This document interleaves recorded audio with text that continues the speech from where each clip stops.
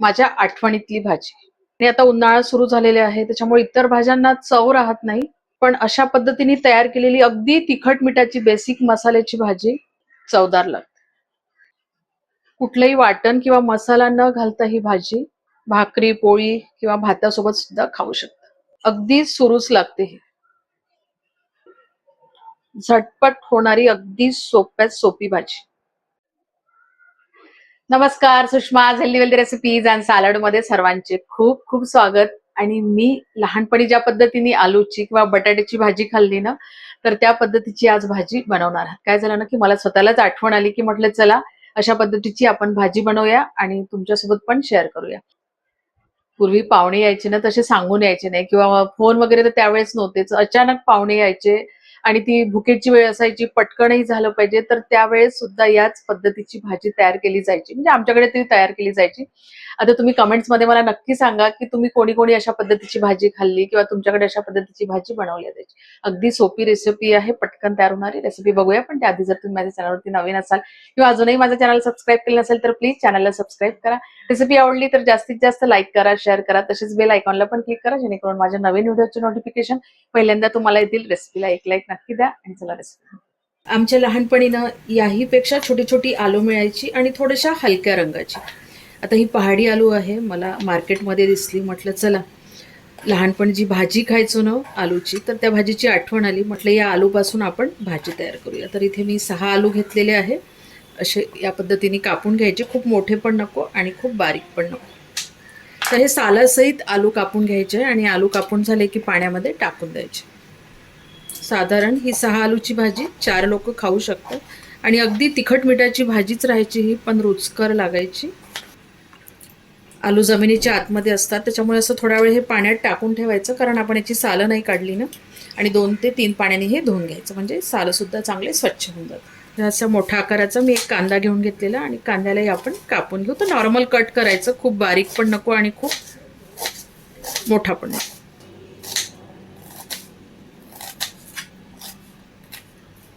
दोन हिरव्या मिरच्या आहे, मोठी असेल ना तर एकच घ्या. तर ह्या तिखटवाल्या हिरव्या मिरच्या मी घेतल्या. खलबत्त्यामध्ये 1 चमचा जिरं, 10-12 लसणाच्या पाकळ्या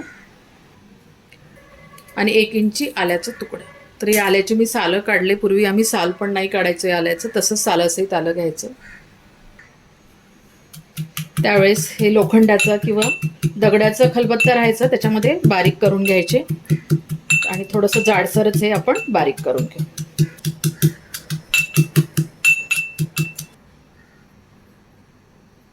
तर अशा पद्धतीने हे बारीक करून घ्यायचं. आणि हे आलं लसूण असं वेळेवरतीच कुटून भाजीमध्ये घातलं की भाजीची चव एकदम चांगली लागते. प्रिपरेशन आपलं तयार आहे. भाजी फोडणी घालूया. अगदी कमी तेलामध्ये भाजी केल्या जायची. आता मी पण तेल अगदीच कमी घालते. तुम्ही बघू शकता भाजीचा जो चमचा आहे त्याला पण कमी मी तेल टाकलेलं आहे. जवळपास 1.5 टेबलस्पून हे तेल असेल. 1 चमचा मोहरी घालून घेऊ आणि मोहरीला तडतडू द्यायचं. मोहरी तडतडली की कांदा घालून घेऊ आणि कांदा सॉफ्ट सोनेरी रंगाचा होईपर्यंत परतवून घेऊ. तर खूप डार्क सोनेरी रंगाचा आपल्याला होऊ नाही द्यायचं आहे. तर सुरुवातीला हाय फ्लेमवरती आणि नंतर लो फ्लेमवरती आपण याला परतवून. आपण पाण्यात घालून ठेवलेले आलू आहे ना किंवा बटाटे म्हणा, तर जेव्हा आपल्याला भाजीत घालायचे आहे ना तर तेव्हाच त्याच्यामधलं पाणी काढून घ्यायचं, नाहीतर ते मग काळे पडतात पाण्याच्या बाहेर काढले.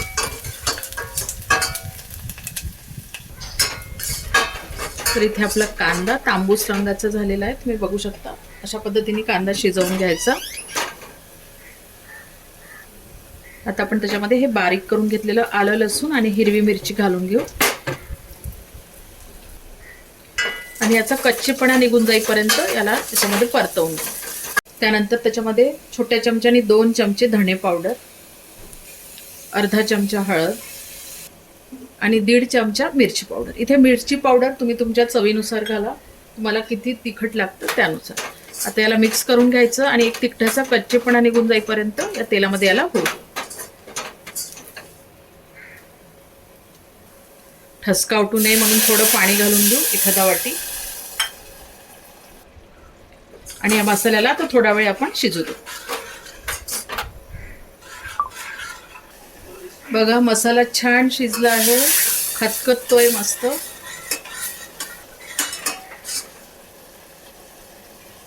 आता त्यामध्ये ह्या बटाट्याच्या फोडी घालून घ्यायच्या. चवीनुसार मीठ घालून घेऊ. मी छोट्या चमच्याने 1.5 चमचा टाकून घेते आणि मिक्स करून घे. आता याच्यावरती झाकण ठेवून मीडियम फ्लेमवरती एक वाफ काढून घेऊ.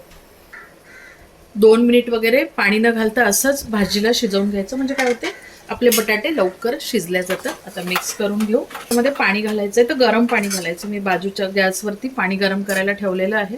इथे मी 2 ग्लास पाणी ठेवलं होतं गरम करायला आणि पाण्याला चांगलं उकळी येऊ दिलं होतं. तर 2 ग्लास मी टाकून घेते, कारण चांगला रस्सा राहायचा भाजीला.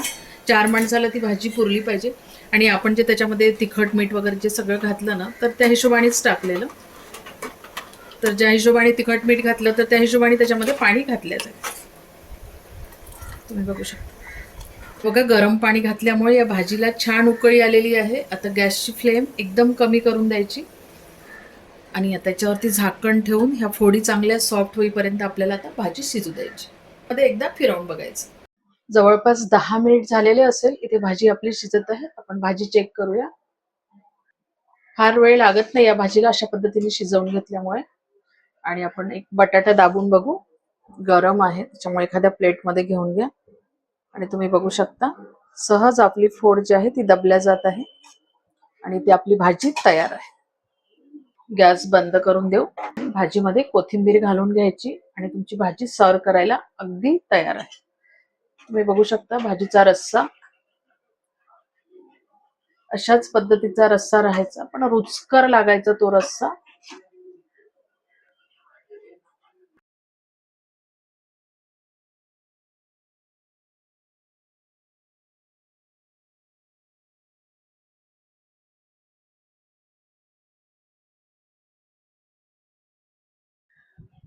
तुम्ही पण एकदा नक्की ट्राय करा आणि आवडली तर लाईक शेअर करायला विसरू नका. परत भेटूया अशाच एका छानशा रेसिपी सोबत. तोपर्यंत धन्यवाद.